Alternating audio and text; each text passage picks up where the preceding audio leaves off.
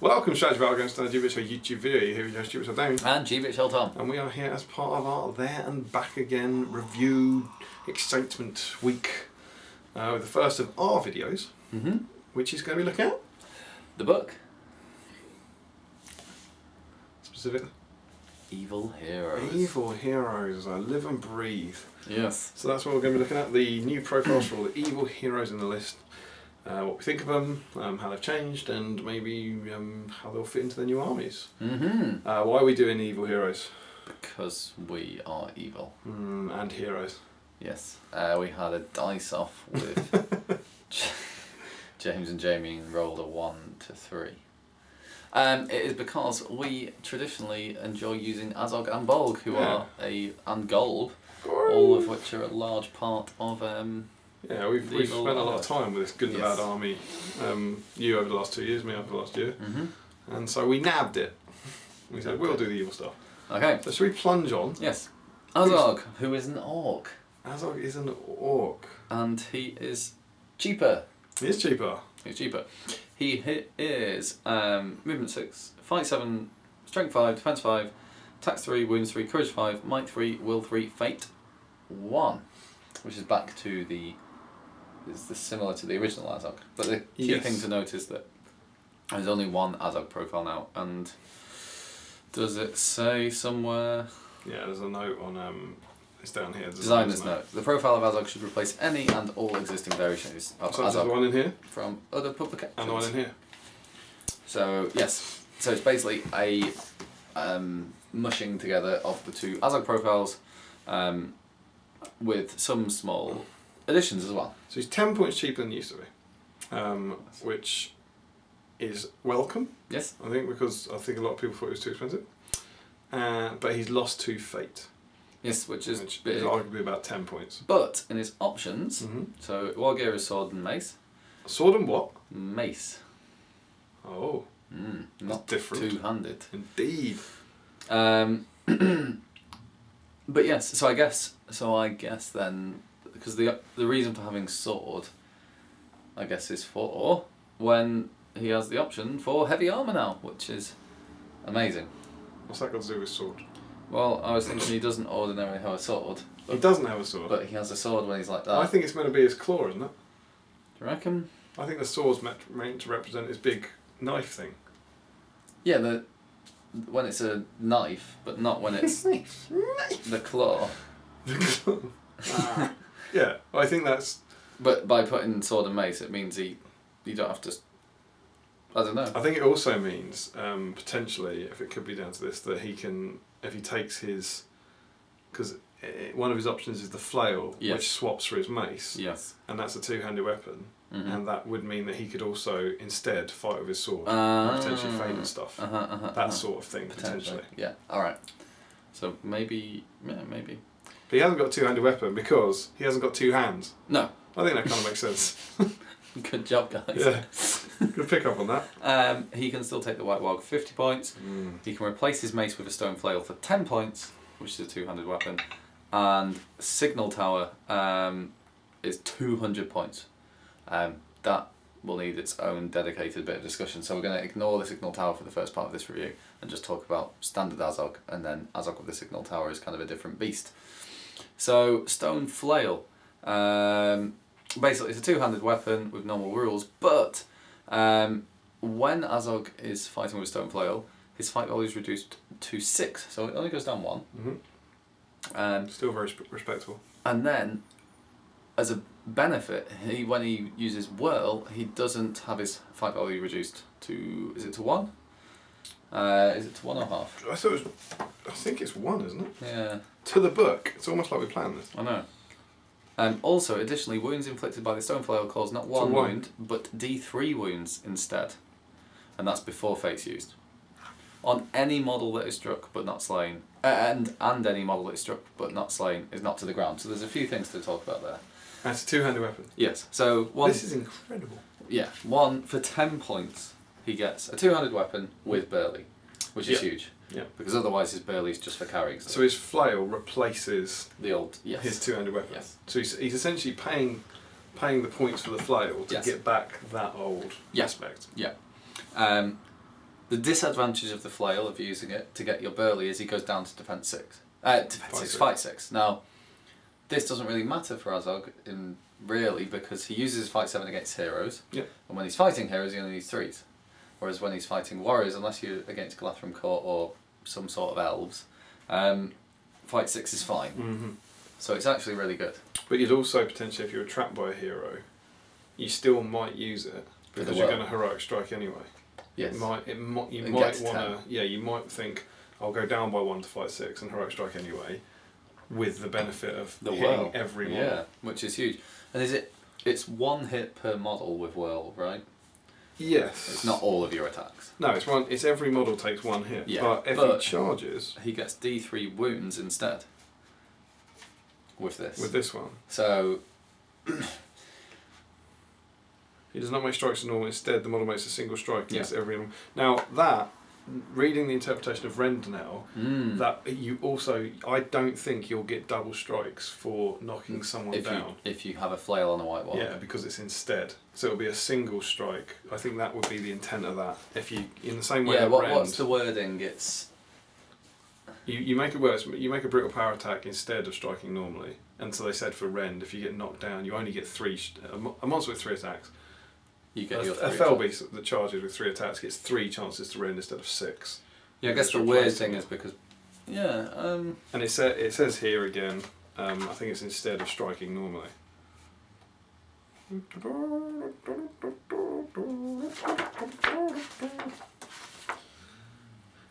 Do not make strikes as normal. Yeah. Instead, the model may make a single strike against every model in the fight.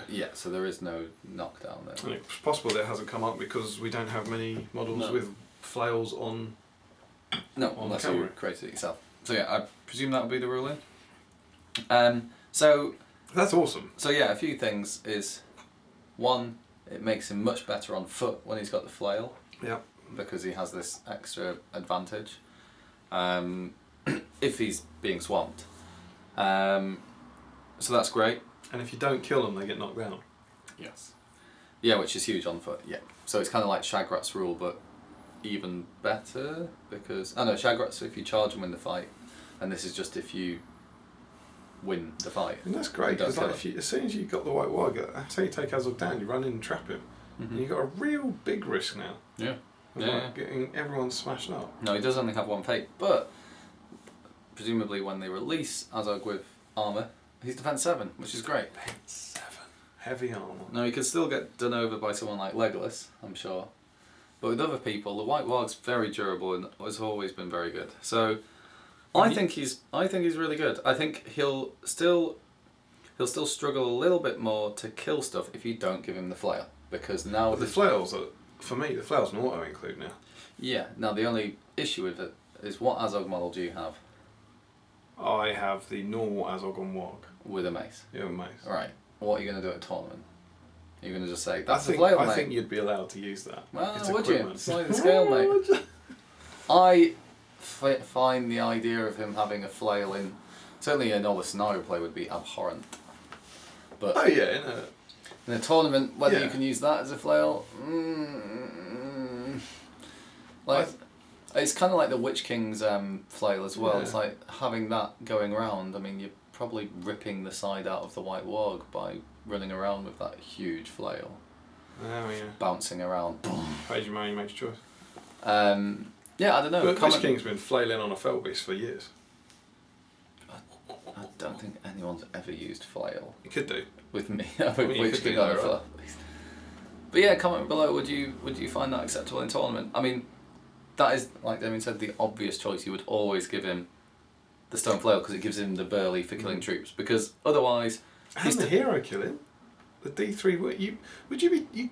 Is there any rationale that you could be tempted to? Does he wound on a 3 if he's not striking as normal? So he still has his I am the Master rule, and he gets his General of the North one transferred to this 1 fate profile. So that's a great standfast because it affects all heroes. But just orc heroes. And I'm not sure if it said that before. I think it just said all of the heroes. Why don't we find out? But this is a little bit nicer by saying just orc heroes, which feels more appropriate. Other heroes, yeah. Yeah. You're absolutely right. So yeah, that's a fluff change. Yeah, which is cool. That's good. So yeah, 12-inch standfast and effects. Nice catch. Orc heroes, yes, very good. And so, when rolling to wound an enemy hero after winning a fight, Azog never needs to roll more than a 3+ to score a wound. So to me, it's not implying anything about striking normally. He's rolling to wound with a whirl. So I'd say he could 3+ a whirl. But he doesn't have to whirl to get the D3, right? That's what I mean. He doesn't have to reduce his fight. Oh! Yeah, he doesn't have to whirl. When fighting with the stone flail, his fight goes down to 6. Okay. Yeah. So he can do that. Well. Oh yeah, there's no downside to him whirling. So he'd if he wants to use does not reduce his fight by the. Yeah. Yeah. So say he's just fighting a hero. There's no disadvantage to him whirling. So you're saying on every single thing he fights, he gets D3 wounds. Oh yeah, but once he's not using that matters. But when he goes into a hero with the flail, he's wounding on 3s and doing D3 wounds. If he goes down to fight 6. That's horrendous. Oh, that is really grim. I think. Really? He's a beast, but he does have 1 fate, so he can go down. So you've used Azog a lot. Do you think defense 7 and 1 fate is better than defense 5 and 3 fate? It's defense 5 and 3 fate is better against things like Legolas.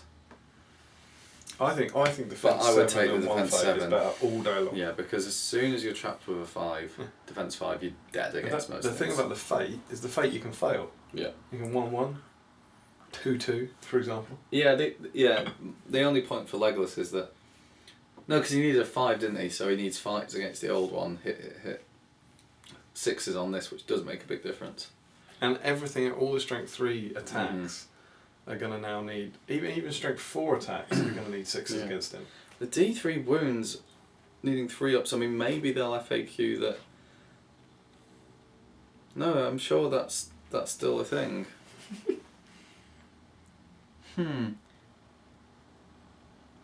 Because another thing is, I don't know, for me it feels like you should only be allowed the stone flail on foot.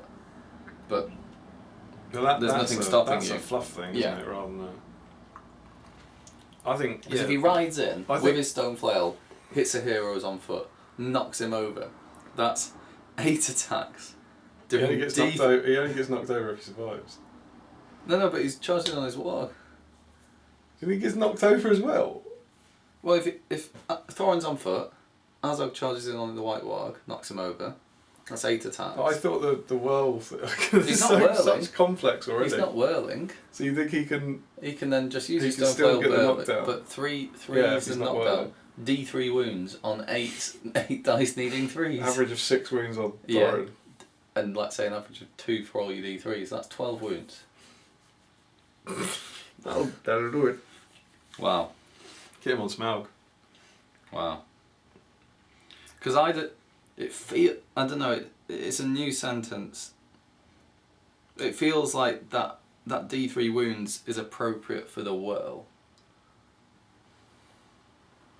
As in, I'd feel like that was a cool, fair thing, because if he's whirling on foot and only get 1 strike on everyone, it makes sense to bump it up with a D3. Additionally, wounds inflicted by the stone flail. Who knows? He's going to kill a lot of stuff. But I think that's the trade-off. He's got brilliant. He's got better because of that. He's lost the 2 fate. Yeah. 3 wounds on him. And on the white wall, he's still a lot of points. Yeah. So that's... Immobilise that. But yeah, the white warg has always been amazing as well. It's the same, apart from it has terror, which is brilliant. Which is brilliant, and it's something that people thought it had anyway. A lot people would always start rolling a terror test for it. And I think everything else is pretty much the same as before. Yeah. So Azog, I think, is better. Yeah.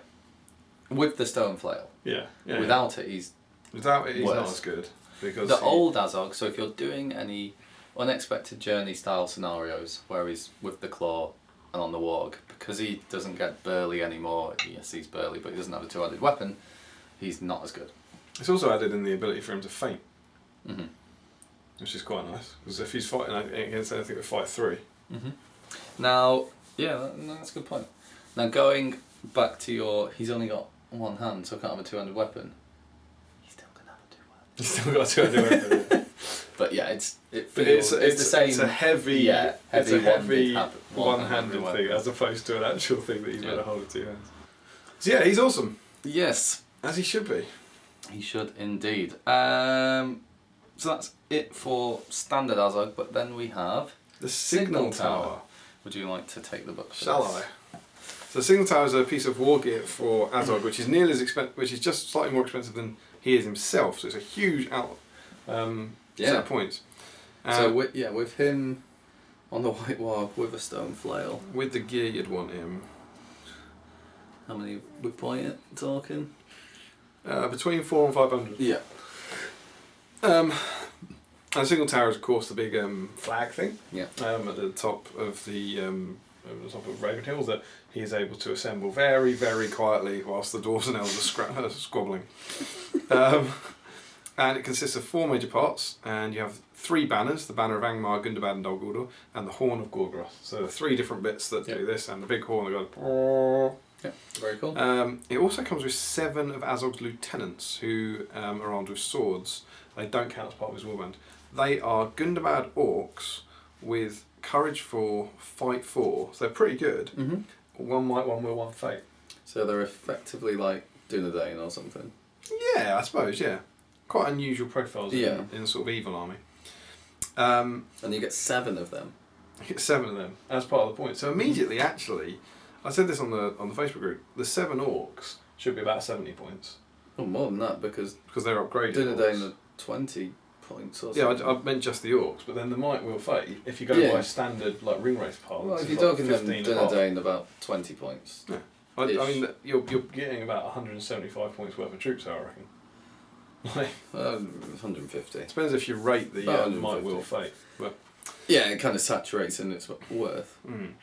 They have ancient enemies, so they're real ones. The tower is placed after players have decided on the board edges, but before deployment, and they deploy it plus the 7 lieutenants anywhere on the battlefield. It cannot be moved, and the lieutenants must be deployed on the signal tower. And then there's the 4 different parts of it, the 3 banners. They have to have a lieutenant touching it for it to work. As in touching the signal tower, or touching the banner or the part of it, the banner. Right. So it says they must be in base contact with the part they wish to man. Can you have more than 7 lieutenants? No, you can't add extra ones. Right. So them getting shot is a real worry. Yes. Okay. They're defense 5 with a fate each. And then as long as it's manned, it has the following effects. So the banner of Dol Guldur, every model on the battlefield counts as being in range of a banner. Nice. Gundabad is all friendly heroes from the Azog's Legion army list can call heroic marches without reducing their store of might. That's cool. That's really useful. Banner of Angmar, the start of the game. free heroic march all over the board. Yeah. Is essentially Fury. Azog's Legion models get can save wounds on the natural standard 6. Fury. Yeah, and it supersedes other rules that confer effects. So you don't get that, and if you had an Orc Shaman, you wouldn't get Fury as well. So it supersedes rules that have the same effect. Okay. And the Horn of Gorgoroth counts as a war horn, so every model in your army is getting +1 courage, and all enemy models on the battlefield suffer -1 to their courage value. So it's a kind of mix of Orc, Drum, and there's all sorts of goodness going on if you've got it manned. So with the Banner of Angmar, if you did have Fury, what you could do is just say, I don't need to touch that one, take my other ones to touch the other flags and get those bonuses. Suppose, yeah, you don't have to man it. Not that you would take an Orc Shaman with this army. Yeah. Because it's for cool. At top of his command position, Azog is able to command masses of orcs at once. If the signal tower is taken as an upgrade for Azog, then 24 warriors can be included in Azog's warband rather than 12. So we're starting to see the first thing there that people have asked for in the past. 24? Yeah. A lot of people want to see some heroes having bigger warbands, and there's your first one. Can you imagine, you can take Fell Warg Riders, right? 24 Fell Warg Riders and Azog deploy. Not in Azog's Legion, you can't. Is it just... Yeah, it's just Gundabad. But I think, here's the fun thing. You can take Azog. And Azog's Legion can't take 100 Orcs off their Warg. you can take Azog from an Azog's Hunters list with the Signal Tower. That works. You can, but then you'd be mad to because the things only affect the models from Azog's Legion. The 3 banners do anyway. The Horn affects everyone, so it'd probably be a bit silly. Yes. And they can deploy within 12 inches of Azog rather than 6. Mm-hmm. And if you want to destroy it, each part of the tower, the 4 parts have defense value of 10 and 3 wounds. So you're better killing the lieutenants. Yeah, but if you get into combat with it, if enemy model spends a full turn in base contact with any part of the signal tower without doing anything else, that part of the signal tower is disabled. So you're going to see the signal tower deployed right at the back of the sort of table edge. So what do you reckon for this? Do you think it's it obviously is amazingly cool, but do you think it's a tournament piece or just a chill out in your room piece? I don't know, because the effects are huge. The effects are awesome, but then it's going to have a massive impact on your numbers. I think it feels like a 1,000 point thing, but you have to take Azog as well, so that's an awful lot of points. But you do have those lieutenants which have the might, but I know you're saying it's worth a lot, but then they have to stand by the tower. It's 7 might in your army, but it's 7 might at the back of the board, probably. And then, maybe it's just late game heroic moves to stop them from getting on your flags and destroying them. I'd be worried about them being shot. It depends. Because we don't have the model, it's hard to tell if you're able to shoot them easily. A model? What is that? I know. Is it Ravenhill? But yeah, it depends if they can be shot at easily without in the ways. That's one piece. But you could always put them behind the thing. Yeah. At the very least. Yeah. You're going to get one. But you might get 2 through the. It depends how tall it is. But if it's really tall and it's got a lip, some lip. You'd have You'd have to shoot through it. You have to go up a rock. And I hope maybe it should clarify that you can't lie down and hook the flag, so that people can't see you. Oh, maybe. I'm really excited about the model for this. Yeah. I think the model will be amazing. I don't know. I think that it could go disastrously wrong, and your lieutenants could be killed. Something like hold ground. Don't know where you put it in that. But then equally, a free heroic march below could be amazing. You could put it on the middle. You could put it in the middle at hold ground. Yeah. And then, you get free heroic marches to get to it with everyone. And then ring round it. Yeah, maybe. That could be good. I don't think it'll grace the top tables at tournaments, but it would be cool to see at events. It's very, very cool. I think you really need 1,000 points. But you also, in terms of the points, you get 7 more guys, which helps with your break point. Yep. Granted, they're at the back. But also, because he can include 24 guys, you've arguably saved the points of a hero. Who's about 50, 60 points in that list to get yourself and that extra 12. Which you do have 7 might. And you've got Azog. Yeah. I think it's cool. It's very, very cool. Now, someone like Larry Miller will take this, plonk Azog on top, and refuse to move him for the entire battle. I can see Larry actually having a line of gunpowders and 3 trolls, and then go, wait. Do you want to use your free heroic march? Wait a turn, and then go, now. No, I'm not using that bit. Of all the bits, that's the bit that I can deal with the fact they understand the flag. That doesn't trouble me. I can deal with the fact they've been trained. But it's when they're about to attack Dane, and they all come forward. All in disarray. Yeah, and Azog goes, wait, not yet.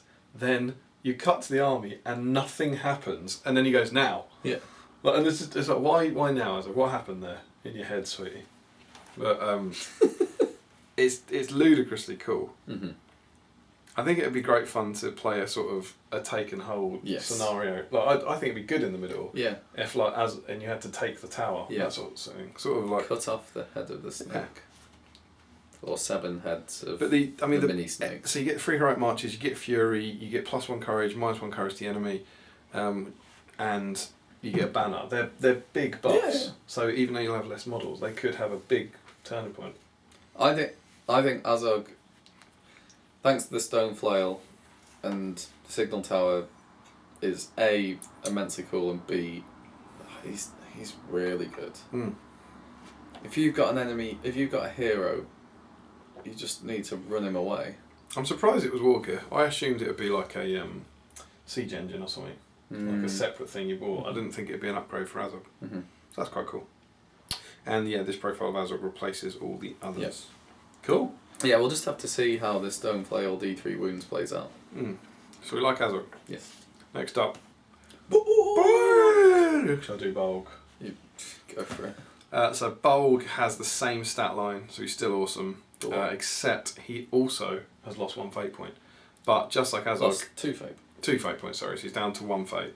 But just like Azog, he is 10 points cheaper. Yes. So yeah, they're the same point value, which is 10 cool. points cheaper than original Bulg. Yeah.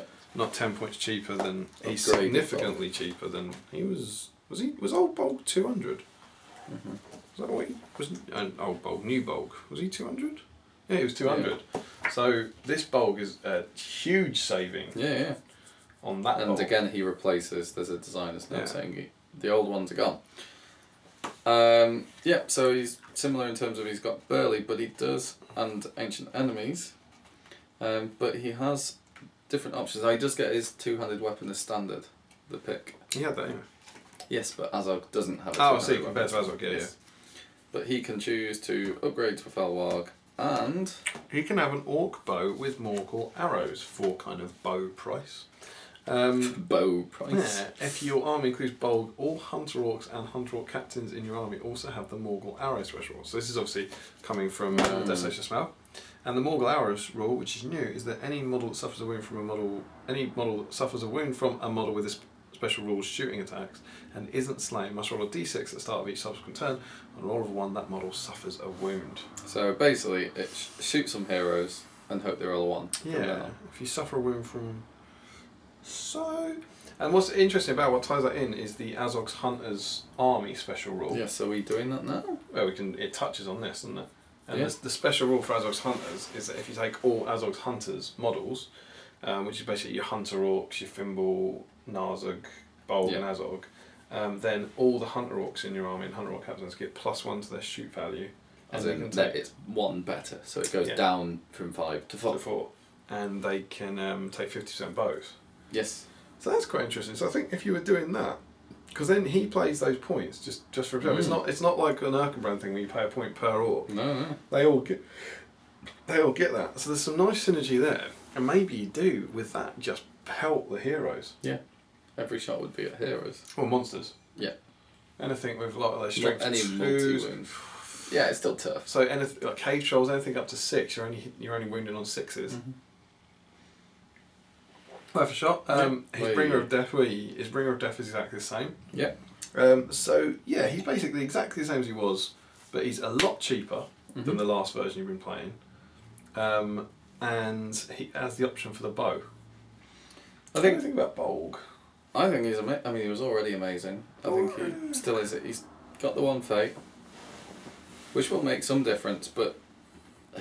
he's suffered, unlike Azog, because his defence is the same. Mm-hmm. His durability has suffered, because he's now... I think that he is still great, but as long as you can kill his Warg, he's still a lot of points for that. Would you pay the points for the bow? Yeah. What's his shoot value? 5+. Is that 3+? No, 5+. I think if I've got 5 spare points, why not? Well, if you're in an Azog's Legions list, you won't have any bows.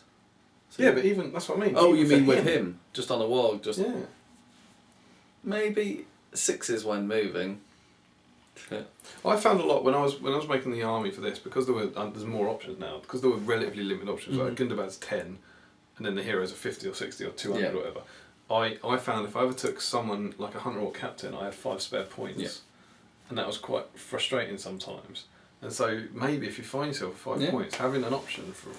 I really rate Lurtz, having a bow on a hero. But he's a 4+. Yeah, but I think it's... If you've got 5 points and every turn you're just chucking dice. Do the heroes get... I think it says Hunter Orc captains for the army list. Because it'd be nice if Bulg got it as well, but...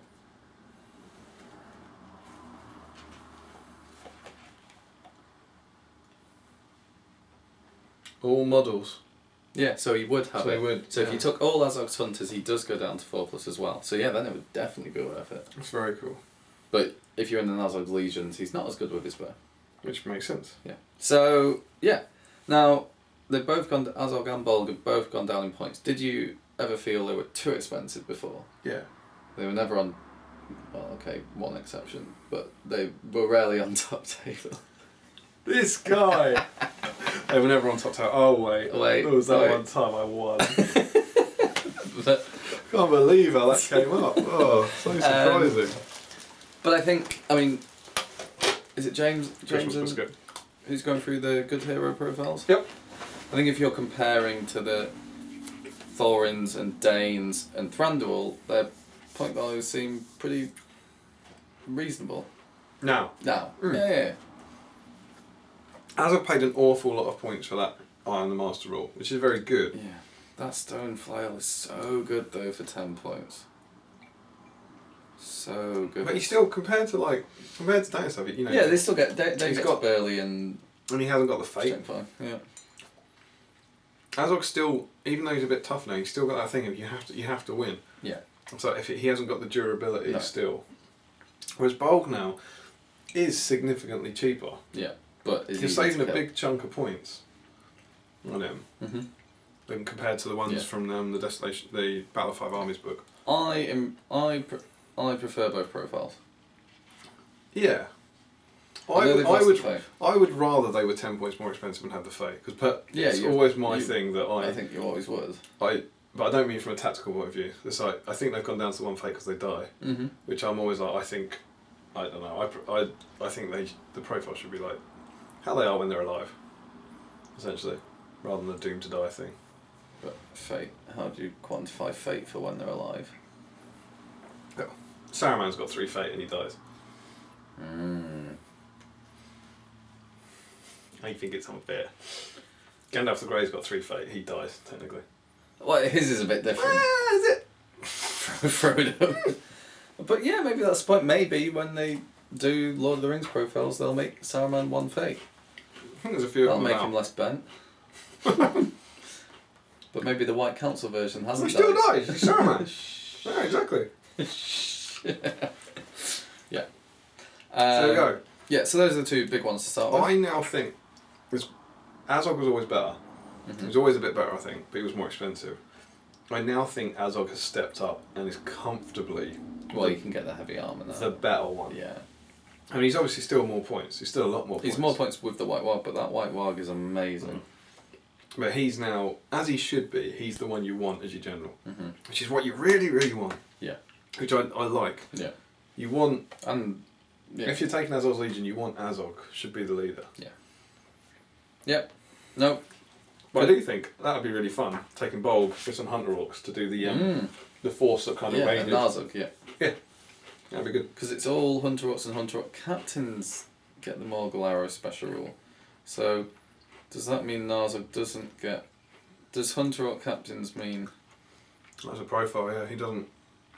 Narzog doesn't get it. Narzog gets +1 to his shoot value, but he doesn't get the Morgul Arrow. But who shoots the Morgul Arrow in the film? Bolg. It is Bolg. Yeah. It used to be Narzog. That's why I'm getting confused. Yes. Bolg! So it makes sense. Good. Yeah. Gundabad Orc Captain is next. Yep. Fight 4, Strength 5, Defense 6, 2 attacks, 2 wounds, Courage 4, 2 Might, 1 Will, 1 Fate. And option for a shield. He looks exactly the same, but it's 5 points cheaper. So same profile, 5 points cheaper. Which feels reasonable, because he was the same as an Uruk-hai captain, but didn't have the fight value, but had the ancient enemy. So effectively now, they get ancient enemies for free. For free, which I think is fair, It's given only that it's situational, yeah. and you can achieve the same thing by fainting. Yeah. So I think that's a good change. Yeah. It's still a nice bonus rule, but it doesn't feel cheaty. yeah, I rate Gundabad Orc captains. They're cool. Yeah. Defense 7 on a hero is good. So yeah. Moving on to a new one. a very interesting one. Goblin Mercenary Captain. First goblin in this army list. 50 points. So we're seeing the introduction of the goblins to the Azog Legion. Yeah. If we're allowed to say point cost. No, we're not. That is, however, now you've said it, 15 points more than a normal Goblin captain. Goblin town captain. Yeah, so he is fight value 3, strength 4, defense 5, 2 attacks, 2 wounds, courage 3, 2 might, 1 will, 1 fate. Standard captain, might, will, fate. Special rules, cave dwellers. Armed with a sword. Has chittering hordes. Mm-hmm. So this is effectively like a Goblin town captain. Yep. But with armour. Yes. So a Goblin town captain presumably is defense 4. He is indeed. So this is now defense 5 for that. So yeah, the chittering hordes means that you can support without a spear. If it's another Goblin. Yeah, it has to be the same thing. No, they have to have another. They have to have a chittering hordes special rule to do that. I found a mistake Do you? in this book.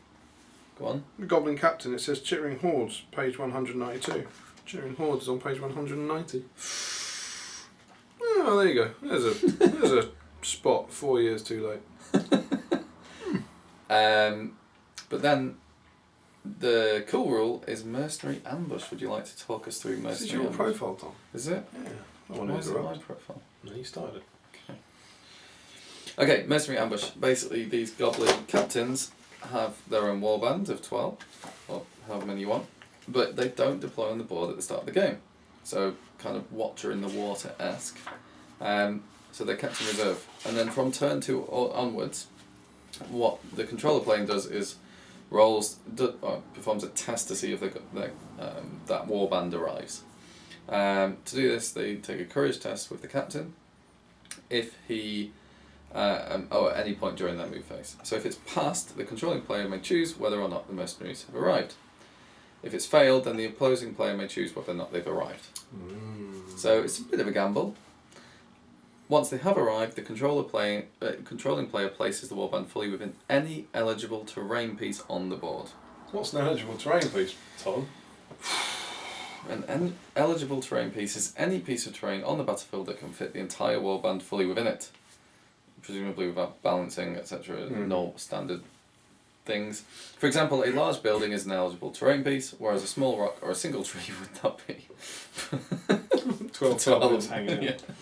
It would be useful to clarify with your opponent which pieces of terrain are classified as eligible before the game starts. Yes. Can you imagine the social contract of this now? Going, what have you got with you? I've got Azog's Legion. Should we talk about the scenery? Yeah.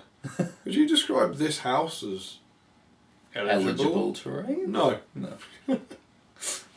Would you this open field, you know, something like the Rohan Fields, is this an eligible terrain piece? So if it's a warband, and there's a crucial caveat in there that it's just the mercenary goblins. Yeah. So you can't take a captain. No. Fill it with Gundabat, fill it with ogres, and then berserkers, and then it has to be. No. It's just a captain leading goblins. Ogres, ogres from. Yeah. What do you think of that then? So and you can't scouts. Yeah, you can't. Can you charge on that go? It's via reinforcement. No, so they can't. Oh, and if there's nowhere to place them, then they just come on via a board edge. What's the captain's controlling player's choice? Only 3. With a will point. Yeah. So you may be frustrated by fail, and the opponent's just like, no, don't turn up. It could also. Do they? Who picks where they? Controlling player. But do you pick a P? Do you write down where they're coming on from? No. You can choose when you place them. Control places. So basically, then, from turn 2, if they're a risk, because from turn 2 onwards, you want them to appear in this room, but there's a wood over here. Yeah. If you fail that test, your opponent just goes, right, they're here. No, you always pick. No, you don't. It says if you fail. No, if the test is failed, then the opposing player may choose whether they arrive or not. Yeah. So you pick where? Yeah, you always pick where. If they say yes, they arrive. They could make them come on earlier than if there's only terrain in places that you don't want there to be terrain. So, for example, you might end up having your mercenaries come out on their own, miles away from your army. Yeah. And then they get swamped and killed really easily. But very cool and interesting tactically. Recon? Yes. I'd expect that to have a scribe-esque FAQ maybe. That they have to for come recon, on. they just come on from a table edge. Yeah, but you'd have to have a terrain piece right by the board edge, because in recon you're coming. It's not like the scribe where they come on and not. Oh, because you can deploy from any board edge. You can instead. Yeah, you could come on from the edge next to it, right? I know, but it's only if they cannot be placed for any reason. So you can't choose to do a board edge. So you'd have to have a terrain piece near a board edge, which is probably fair enough. Maybe. Because you're running onto the board anyway. You get lucky with that though. That's an almost, in a lot of games of recon, that'll be an auto win. You get 13 models off the table. But you'd have to. But it's turn 2, right? So the opponent should have got some models on right on the board edge. So you'd have to sneak past. I think if that is the case, that's tactically a very good reason to include them in your army for a tournament, because that if your recon comes up, your opponent is then, well, I can't go past this scenery piece. Yeah, I'm gonna. And then the rest of your army has to come towards them. So that's quite interesting. Yeah. Anyway, cool profile. Indeed. Next up is Yazneg. Do you want to say? So Yazneg is an orc. Yazneg is 5 points cheaper than he used to be. He has exactly the same options for exactly the same costs. So he's got a two-handed axe. He can take a Felwag and he can take a lance. He's still fight 4, so he didn't get a buff there. He's weak for a captain, really, isn't he? Because he's fight 4 and courage 3. Yeah. But then he's a bit weak. But he gets 3 mark. He gets 3 mark. He's an expert rider, which he was before. He looks exactly the same. I think his rules changed.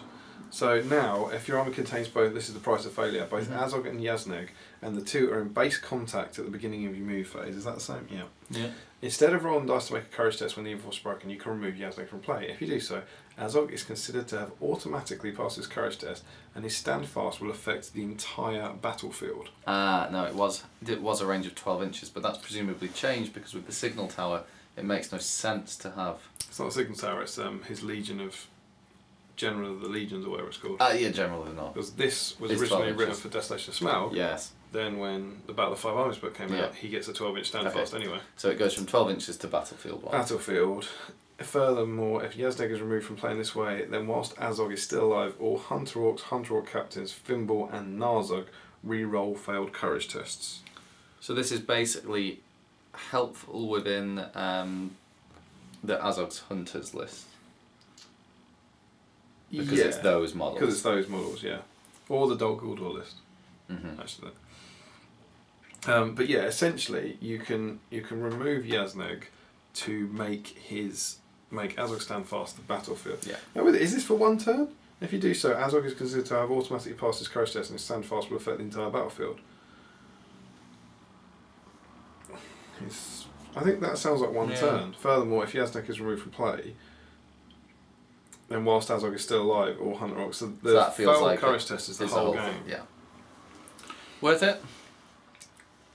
I wouldn't.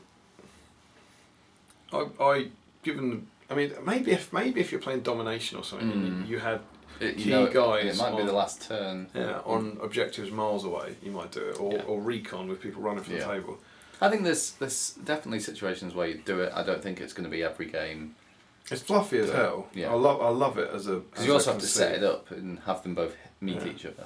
But I've said in the past with Yazneg, you would absolutely, I think, use him as a might. Give yourself that option. So you use him as a might battery, burn through his might on heroic moves. And at 5 points cheaper, Felwag and Lance, he's pretty handy. Yeah. 3 attacks on the charge, a +1 to wound. So that is Yazneg. Yes. And then we go on to the Necromancer of Dol Guldur. Yeah. Got that. Do you want to take Necromancer? I'll take him. Yeah. So the Necromancer is same points, I think. He's fight 7, strength 6, defense 8, 1 attack, 1 wound, courage 6, 3 might, 25 will, and asterisk for fate. So he's exactly the same. Yes. It's the same profile. So the asterisk for fate is he cannot yet take physical form. Special rule.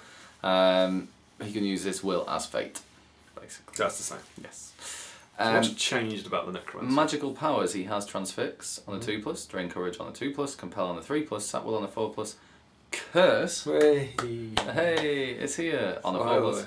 Your staff is broken on a 4+, which fits the movie film theme, and Chill Soul on a 5+. But that's the same apart from the 2 new additions. So he gets cursed and your staff is broken. Yes. He has Terror, Nature and Evil, and the Will of Evil. So again, the same. Will point for being in a fight. Yes. And something to do with people having the 1 ring on. Yeah, they're not invisible to him. It still has Drain Soul, which is essentially like a Morgul Blade, but every time he attacks. Here we have Master of the Nazgul, which... Do we talk about this now, or maybe we save it for when we talk about the race? But it's he has a buff for the Nazgul. Very good buff. Also, a note here that you can't take Sauron and the Necromancer in the same force. I don't think I've ever seen anyone do pedants. that. Yeah. But yeah, you can't. And designer's note is that this replaces the old versions. So this is the first time I saw a kind of thread on Facebook. This is the first time where, unlike Azog and Bolg, he's replacing this version of Necromancer is replacing a profile in a Lord of the Rings book. Yeah. Now, people then said, does that mean he can't lead Mordor stuff? And that's not the case. He can. Yeah. That this guy is in there. But I think the intention, and as it stands, is that what has gone is the Dol Guldur Orc upgrade. Yeah. Because this profile replaces that profile. So you can never wither again. Yeah, you can never wither again. Cardiff, use your chance to do withering. I think that's my reading of it. Yeah. That because I guess the idea from their thinking is the Dol Guldur Orcs are the Hunter Orcs and the Gundabeds. Yeah. And one would assume in the future when they go back and do the Lord of the Rings stuff that they'd still include this profile with an Angmar style possibly army. Maybe not. Don't know. Maybe. But I think that kind of makes sense to me. That they're sort of saying so you can still have him leading Mordor Orcs or leading what else in there, giant spiders and all that sort of stuff. But no more Dol Guldur Orcs, Dol Guldur Orc captains or Dol Guldur shamans. Yeah. Yeah. So he's if you thought, I mean, the Necromancer was good anyway. Yeah. And now he's got curse and stuff is broken. Very good. They're great spells. Yeah. Anything else, like Staff is Broken is horrible. There's so many wizards about. Still has Chill Soul. So yeah, very good profile. How do you think him being like in this army now? You know, as he's always led like Mordor stuff in the past. Do you think he's good synergy with these? He's certainly good synergy with the Nazgul, but we'll come on to that. But yeah, I think he's still a lot of points. So I think he'll always struggle in the same way that he has done in the same armies that weren't Hunter Orcs, but the Hunter Orcs are better. He also gets, if you take the Dol Guldur list, he gets his special rule. So if you take models just from the Dark Powers of Dol Guldur, which is essentially a mix of the Azog's Legion and Nadroth Hunters, so you get Necromancer, Nazgul, Keeper of the Dungeons, then Gundabad Warriors, Hunter Orcs, Felwargs, and Gundabad and Hunter Orc Captains. Oh yeah, it's not Hunter Orcs in here. Yeah, it is Hunter Orcs. Yeah. So Azog's Hunters just takes Hunter Orcs. Yeah. Azog's Legion just takes Gundabad. Dol Guldur takes both. And if you take the Dark Powers of Dol Guldur, whenever he casts a magical power, he automatically adds a free will point to the casting roll. Now, what I love about that's the Saruman style thing. Yeah, but it's not a free one a turn, so he can't just do a 1 dice a spell, and he can't use it to resist. But every time he's cast a spell, he gets a free one, which is a really good rule. That's a really good rule. So he's better in 3 ways. Yeah, I think. Now he can't use that for his fate though, so he doesn't get a free will to then use his fate. So which is probably why they've written it like that. Yeah, I presume. So I think he's awesome. Yeah. And I don't know. Obviously, we're fairly biased towards Dol Guldur. Yeah, but I think he isn't a. I don't know. I think Hunter Orcs with that is better than Angmar Orcs with that. Yeah, I think it's very cool. So I'd be interested to see. Do you think we'll get a new model? Dave Fredericks has already banged on for a long time about how hard it is to conceptualise that, and you say they've gone. I think they might do a fiery. Yeah, so the picture in the book is more akin to the existing GW one. It's the White Council looking at him for that one shot that's very brief where you see him as a full figure all fiery and stuff. I think that may be the route they go down. Yeah. But it'd be cool. It'd be cool to see him. It'd be cool to, But I'd like to Gonna do that and run that army, I think. It'll be good fun. Come on to I think they've spelt this wrong. Yeah. That's not right. Typo in there. Yeah, a big typo in the title of this one. We come on to the Keeper of the Dungeons. Who is more commonly known as... Go! Your friend of mine. So finally, the wonderful old Bolg model, it's one of the best models. has an official Games Workshop profile, which is awesome news. And he's, of course, the Keeper of the Dungeons, which is his title. We all know his name. Who is the guy trying to get the ring off Gandalf, spoilers, in the extended edition. Well, and that plays a part. It does indeed. He is a really cool hero. He is... he's between 50 and 100 points. Yeah. He has fight 5. Yeah. 5 plus shoot value, strength 5, defense 6, 2 attacks, 2 wounds, courage 5, 3 might, 1 wound, 1 fate. So he's like a decent Gundabad captain. Gundabad captain with some extra buffs. Yeah. So he gets the extra fight value, an extra courage, an extra might. Yeah. And the 200 weapon is standard. He's kind of an Uruk captain, isn't he? Yeah. With +1 courage. And +1 might. He has armour, sword, and 2-handed pick. No surprises there. He is burly. That's huge. So he's done strength 5 burly. And burly is amazing. Joining the Dane Bolg Azog Club. Yeah, but you can't take him on a Felwarg. No Felwarg for this chap. Keeper of the Dungeons, not the Keeper of the Wargs. Crazy loon. He is a torturer. He can ride the dungeon into battle. He's brand new, that's right. Like his title suggests, the Keeper of the Dungeons guards the prisoners brought to the fortress of Dol Guldur. He's a huge and barbaric orc who relishes in the torturing and disfiguring of his victims. And he get to you. Tasked with obtaining the Elven Ring from Gandalf, it took Galadriel herself to prevent the Keeper of Dungeons from completing his master's bidding. Off you go. I thought something the other day. I was watching The Hobbit, as you know. Gandalf's... you see the end of Desolation Smaug, he gets beaten up by Necromancer. Yeah. He then presumably gets put in a cage. Yeah. And then some time passes, right? I don't know, like it's at least a few days that he's been hanging there. Yeah. The orc then gets him out and he says, "My master wants something from you. The ring of fire. Where is it?" This is what he says to him. And then his hand falls like that and I go, "Oh, they don't check his fingers for 3 days or however long it is." Where is he going to smuggle it? It's like, it's on his in hand. my pocket. Like, yeah, Gandalf, take it off, mate. Yeah. Put it. Swallow it. Christopher Walken puts the watch in. What's that in Pulp Fiction? It's like I can't. It's just one of those things. It's like, come on. It's like how Thrain manages to. It's just movie chat, isn't it? Yeah, it's great. Anyway, the Keeper of Dungeons delights in the maiming of those in his path. The more pain he inflicts, the more blood he thirsts for. Every time the Keeper of Dungeons slays a model, keep a note of it. I'm gonna need a new wall. Yeah. Once he's killed 1 or more models, he may re-roll to wound rolls of a 1. Ancient enemies. Once he's killed 3 or more models, he causes terror. Once he's killed 5 or more models, he re-rolls all failed to wound rolls. I love that because it's awesome. A mini Bolg. It's a homage to his former life as Bolg. He's only on foot, 2 attacks, but we barely should get to the 5 at some point.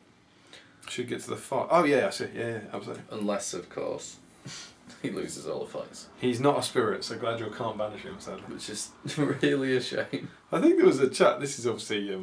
Didn't they say at one point, like kind of they were light-heartedly, they thought about making him a spirit? Yeah. And he also has, "You have something my master wants." Keeper of Dungeons has been tasked with retrieving the Elven Rings. He's not very good at it.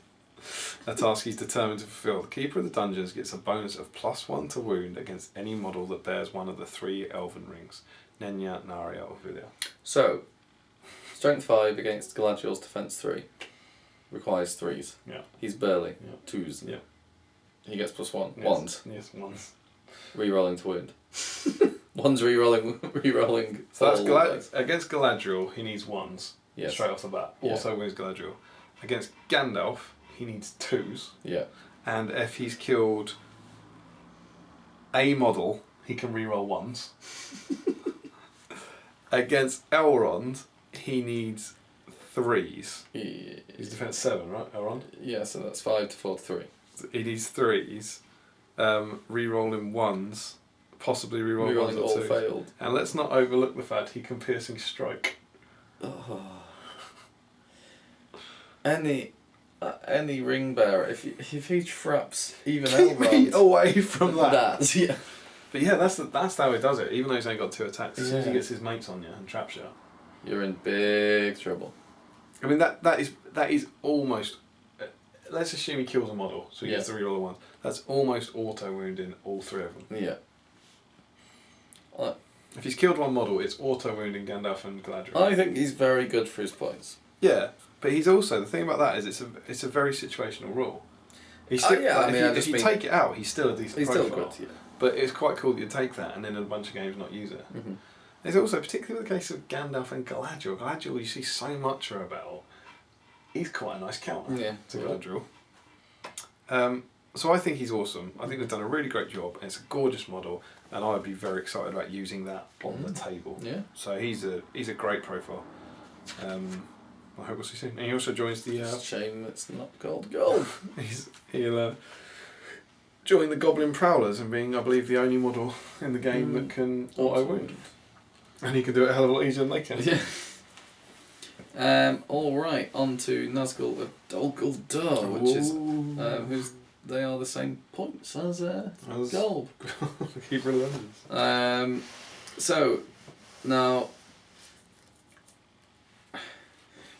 how do we do this? Because basically there are different profiles, or special rules for each one, but they all have the same profile. So they are Fight 5, Strength 4, Defense 6, 2 attacks, 1 wound, Courage 6, 2 might, 1 will, no fate. So 1 wound and no fate? 2 attacks and 1 wound and no fate. That's rubbish. That is rubbish. What are you doing, Jay? Come on. Terrible. So as soon as you do it, defense, all those points on one model, defense 6, they just do 1 wound on that, it's dead. Hot. Rubbish. They have Terror and Harbinger of Evil, like normal. 1 of 9. 1 of a number. 1 of 9. Why would you ever say 1 of a number? 9 Rings of Power. They're all numbers, yeah. 1's a number. Yeah. 9 Rings of Power were gifted by Sauron to the race of men. There can only be a maximum of 9 Nazgul. Good. In your force. Additionally, a hero wearing the ring is not invisible to these models as he is to others. Unholy. There was something on this on Facebook that was my first angry moment, where they said that it was pedantry. I can't remember who said it, and if I could, I wouldn't say because I'm not up for doing that. But they basically said that are they named heroes or are they upgrades to the Nazgul of Dol Guldur? And was basically arguing, in theory, could you then take the Witch King, the normal Witch King, and the Nazgul of Dol Guldur with the Witch King upgrade? No. Well, yes, I know. It's foolishness. And stop it. But of course you can't. But that was like... But it says that include... I know what it says, but you know what people are like. It was to do with whether... It was something to do with whether... Because that's their name or something. The Nazgul of Dol Guldur is their name. And are these then upgrades? Oh, and it says Spirit Ring Wraith, not... Yeah, yeah. Stop it. No. Obviously not. I think it's very, very clear. Bring it to a tournament and then get disqualified. See what happens. They've been very clear as well that you've got the Witch King and Kamul, who are the named ones, and then you can only have 9 in total. Yeah. And it says of like any form of ring wraith. Yeah, nice. So you could take the Witch King, Kamul, and the Dark Marshal. That sort of thing. Mm-hmm. You can take them. You can mix and match the race. Yeah. And the reason you said the Dark Marshal is because he's not here. Yeah, absolutely. We have different names for 7 of them. So, Unholy Resurrection though first, which is the key rule, which says, through the Dark Power, the Nazgul of Dol Guldur are able to return to the field of battle repeatedly once defeated. So basically, if they're slain, place a marker where it was removed from the board. In the next priority phase, after priority has been rolled, roll a d6 on a 3+. The model regains a wound and may be replaced anywhere within 6 inches of the marker, so long as it is not placed in base contact with an enemy model. But any might or will points that were spent are gone. And that's why it's 2 might and 1 will. Yeah. So you've got them at some point, but you can keep coming back with your 1 wound. Which is incredibly cool, because that's how it works. That's what happens in the scene. Yeah. Kill them and they go. And come back. Whilst the marker is in play, the Nazgul counts as on the board for all intents and purposes. If the roll is a 1 or a 2, then they're banished and leave. Remove the marker and the Nazgul from play. Wounds caused by magical powers or elven blades inflict a -1 penalty. It's the Unholy Resurrection roll, which is also really cool. Oh, so that's geared at the White Council. Yes, so... Or an elf army. Yeah. Yeah. But yes, it's so that if they're blasted by Saruman or chopped up by Elrond, yeah, or banished by Galadriel, then they need a... So they need a 3, but they'd get a -1 to their roll, so they need a 4. But that can be countered by... The Necromancer, who is master of the Nazgul special rule, which makes him even better when you take him with the Ringwraiths, or even just one of them. Any Nazgul of Dol Guldur in the same army as the Necromancer of Dol Guldur gains a bonus of +1 to their rolls for their Unholy Resurrection special rule whilst he's alive and on the board. And that doesn't... You don't have to have the full army list for that. It's just you could take Necromancer, a Ringwraith, and then whatever you want. Yeah. And so then their roll goes to a 2+. Yes. Which then goes back to a 3+ if it's... But a 2+ to not die. And they got 2 might. Can they use it on it? Yeah. But you're dead. Well, you can use it. Because... If it says you can't. Yeah, but I suppose it doesn't say... This roll isn't a fate roll or anything. It's not a roll that you would ordinarily... It doesn't say you can, does it? It's not in the might where you can spend might. I wouldn't think you could spend might on that. I suppose something like Beorn's rule now says he can use might on it. Yeah, I don't think you can use might on that. So on a natural 1 you die. Yeah. Because it's not a fate. Certainly not a fate. It doesn't say instead of rolling a fate. There's no asterisk or anything. So yeah, maybe then. Don't know. Comment below. But Jay and Adam, please. I think you can't. Okay. Which would be a bit nicer with the Necromancer there. I think that... So that's incredible. Yeah. Because that makes them... Wom. And it's probably worth saying at this point, I think, most people have this book, I won't spell it out, but the Necromancer, Keeper of the Dungeons, and all 9 is 1,000 points. So it's a big army, but that army then... Keeper of the Dungeons is running around looking for ring bearers. And the other guys... 9 of them. You need to kill them, which is fairly easy, but then they have to roll a 1. Yeah. With the Necromancer there. Otherwise, even though they've got 10 models, they always have 10 models. So you need to... for a 1... Yeah, that's really tough. And I don't know, you get to that frustrating situation like you did with Fury, where you're like, I won't use a might to kill him or do that heroic combat necessarily because... You might do a heroic combat to get somewhere. Them. Oh, you can do that, can't you? Because they die. Because they die. But okay, you would never use a might to kill one. No, because it would.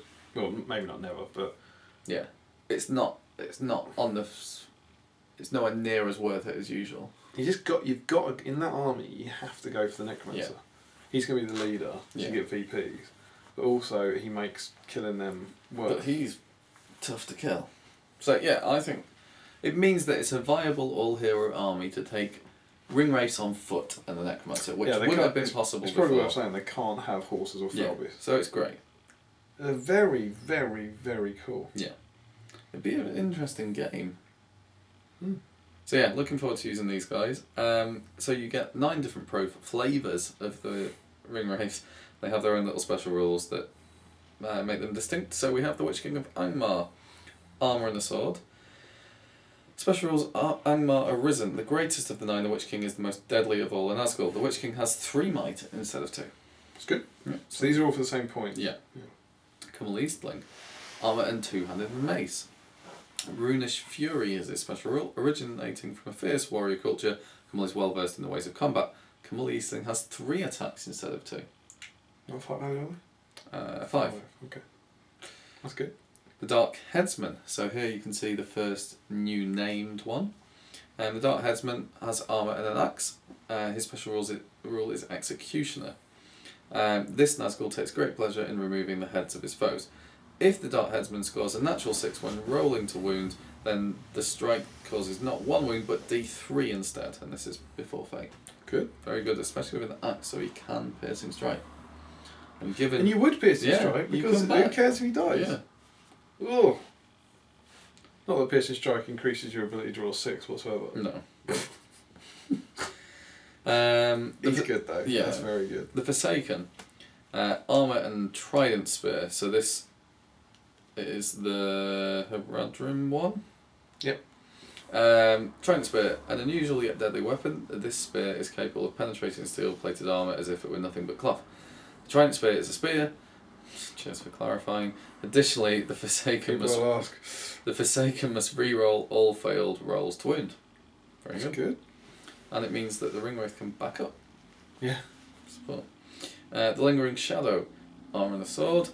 Unnatural speed, able to dart around his enemies. The Lingering Shadow's speed is unmatched by any of the Nazgul of Dol Guldur. After priority has been rolled, the controlling player may remove the Lingering Shadow from the board and place him anywhere within 3 inches of where he originally was.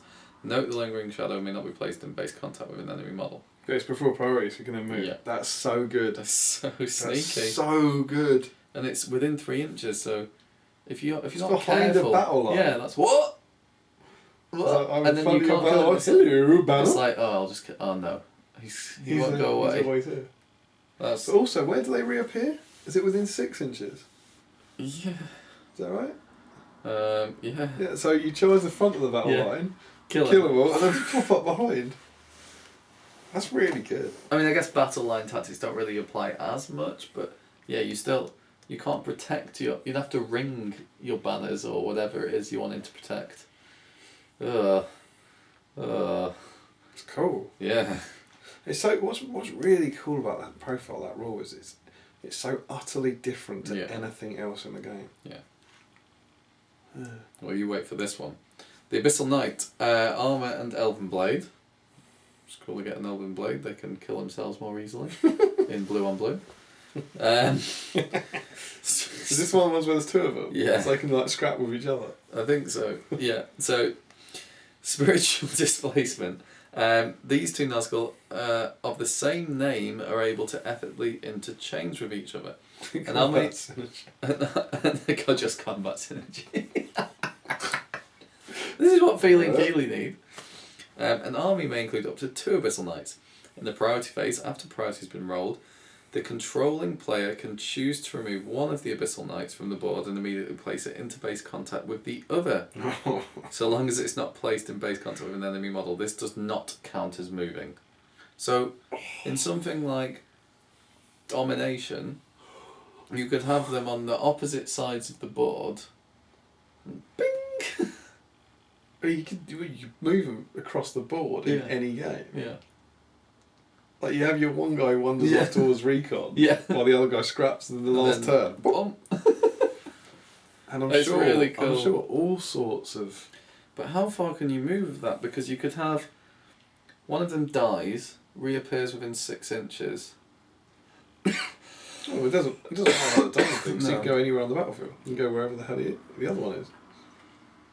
Yeah, but if you've got the 2 of them almost starting together, I'm just trying to think how far you can catapult them in one go by having one die and then reappear and then. I know, because then the other one just touches it, but then can still move.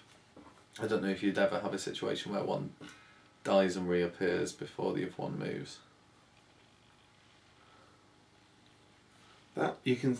This is in the priority phase, so. Yeah. Okay, in priority phase, so your Nazgul will have come back, right? In the next priority phase, after priority's been rolled.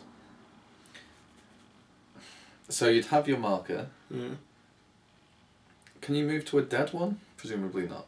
No.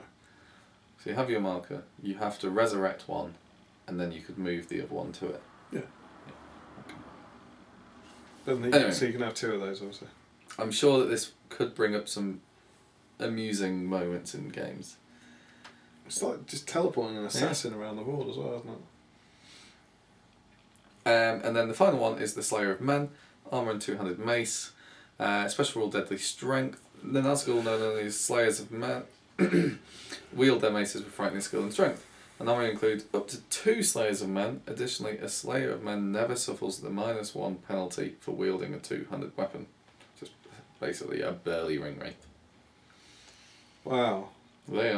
They sound seriously good.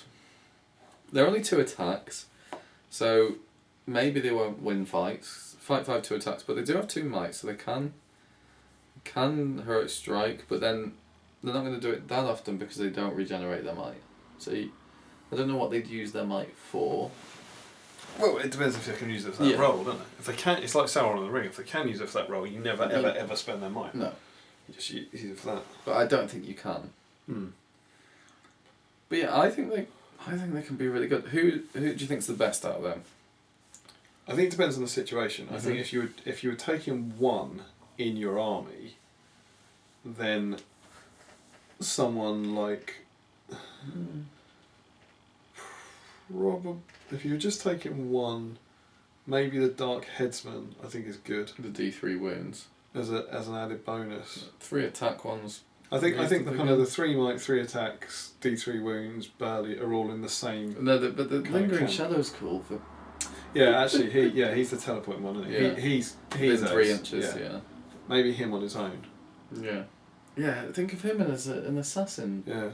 Because he'd be great in an opposing, particularly if you had the Necromancer to give him that little bit more survivability, and just chucking him forward and you still have a huge army. So you've got Hunter Orcs, an army of Hunter Orcs or Gundabad, Necromancer, and the Lingering Shadow. Yeah. And he's just nipping about, frustrating the opponent. Yeah. The Necromancer's safe behind all your army, and your opponent's just hoping he rolls a 1. We've all played Sauron. Well, let's see if this becomes the new ring race on Felbeast. So 1,000 points for that army against 1,000 points of White Council. Who wins? Unless you kill a Necromancer, then the ring race will win, you'd feel. But the White Council do get that bonus, and if they can't use the might, and they need against Banish, they need a 3+ because it goes down and up again. So you've got a 1 in 3 chance would you be banishing of killing them. Would you be banishing them? Or would you just be banishing the Necromancer? But they've only got 1 will, whereas the Necromancer's got lots of will. So you banish them, you get a 1 in 3 chance. Oh, I suppose you got 1 in 3 chance. Yeah, maybe. Don't know. Because you've got Galadriel banishing them. Would the defense 6? Would you might Sorceress Blast them at defense 6? Need 5s. Yeah, I mean, Saruman might. Saruman the Wise is easy enough to cast. 4+ with a reroll. Because what do you get 1,000 points? You get you probably get Gandalf, Saruman, Radagast, Galadriel. Elrond. That's probably 700-ish. Yeah. I think. Elrond. 950, 960, and you might fit Glorfindel in or something. Train the Broken.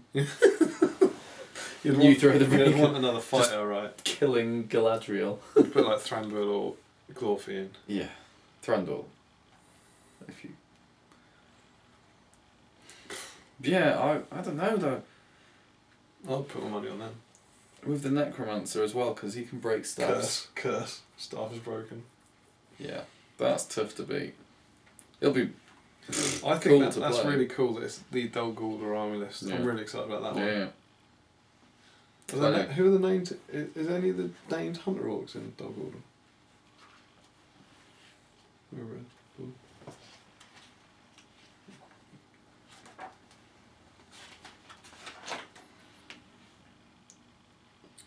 Keeper of Dungeons. No. So it's the Necromancer, Nazgul, Keeper of Dungeons, and generic captains. Okay. It would be good though. Yeah, it'd be great fun. I'd use that. And then the final one, which I don't think we need to talk about, Smaug. Is Smaug, who looks the exact same. I think he's exactly the same as the old version. Ooh. No. There's one addition. Unstoppable momentum. If Smaug charges into combat and wins the ensuing fight, all his opponents are knocked to the ground, regardless of their size, except a Warmonk of Harad or an Iron Hills Chariot.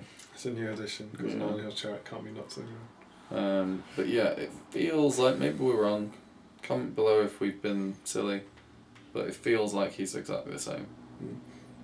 So fight 8, strength 9, defense 9, 4 attacks, 20 wounds, courage 6, 3 might, 6 will, no fate. If you want to hear about Smaug in more detail, go way back to another Christmas video from us.